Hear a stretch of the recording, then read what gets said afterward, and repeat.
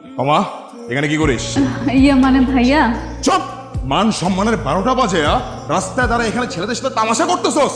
আমরা তোকে এই শিক্ষা দিছি তোমা। ভাইয়া কি এমন করেছি আমি? ফারহানের জন্মদিনের কেকটাই তো কেটেছি, তাতে কি কোনো অসুবিধা হয়েছে বলো? তুই আমার মুখে মুখে তর্ক করতেছস।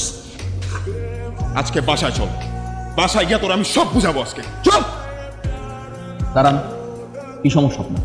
আপনি এরকম রাস্তাঘাটে চিল্লাচিল্লি করতেছেন, ওর গায়ে হাত তুলতেছেন, ও তো কোনো খারাপ কিছু করে নাই।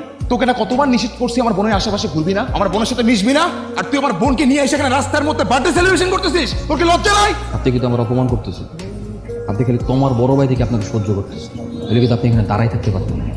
কি করবি তুই? কি করবি? কি করবো? হ্যাঁ,